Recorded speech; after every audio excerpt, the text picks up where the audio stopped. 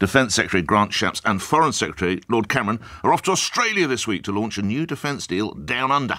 LBC's political editor Natasha Clark is here with the exclusive details. Natasha, morning. Morning, Nick. Yes, you'll remember around a year ago, last March, Rishi Sunak flew to San Diego to stand alongside President Biden and the Aussie Prime Minister Anthony Albanese. They launched the next stage of what is called AUKUS, which is a US, UK, Australia defence partnership to work to deliver submarines and other forms of defence to Australia. It's designed to partly deter Chinese aggression in the Indo-Pacific. Now, it all came about actually in the days of Boris Johnson. The Aussies pulled out of a French deal to make them subs, and in the UK and the US took their chance to get in there. So this pact announcement, if you remember at the time, got quite a furious backlash from the disgruntled French at the time. It prompted actually Boris Johnson to tell the French, "Donnez-moi un break," if you remember that.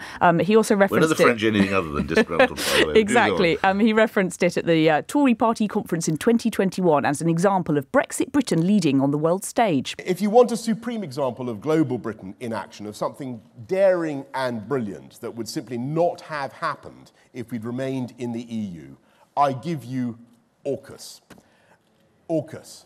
An idea so transparently right that Labour conference voted overwhelmingly against it. And I know there has been a certain raucous caucus from the anti-AUKUS caucus, but AUKUS is simply a recognition of the reality that the world is tilting on its axis, on its economic axis, and our trade and relations in the Indo-Pacific region are becoming more vital than ever before.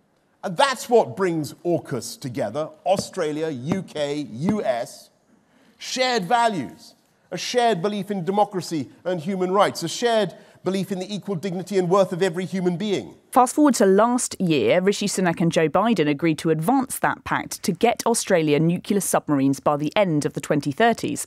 And it's my honour to welcome you both to the United States as we take the next critical step in advancing the Australia-US-UK partnership, AUKUS. It's an unusual name, AUKUS, but it's a powerful entity. In the last 18 months, the challenges we face have only grown.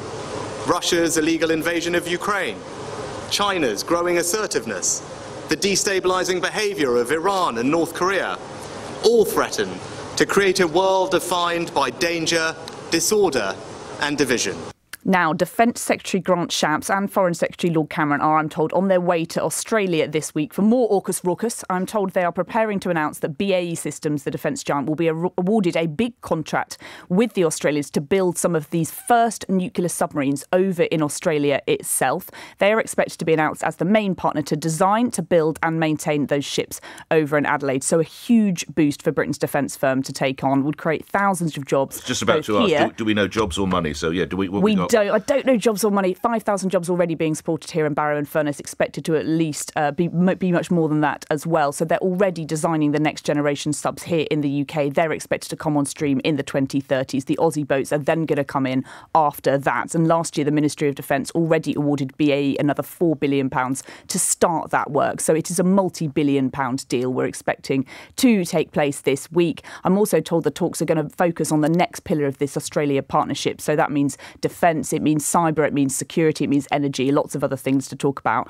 from them. Government spokesman told me we do not comment on commercial negotiations. Very interestingly as well, Nick, the Chinese foreign minister is also visiting this week, and they really hate this partnership. They think it's a real direct attack on them. So I wonder if that will feature as well. And you've got Lord Cameron in the mix as well. He's the person that famously closer ties with China was all about what he wanted to do as Prime Minister. So I wonder whether we'll see a little bit of tension around that too. Yeah, there's quite a mix down under. LBC's political editor Natasha Clark reporting.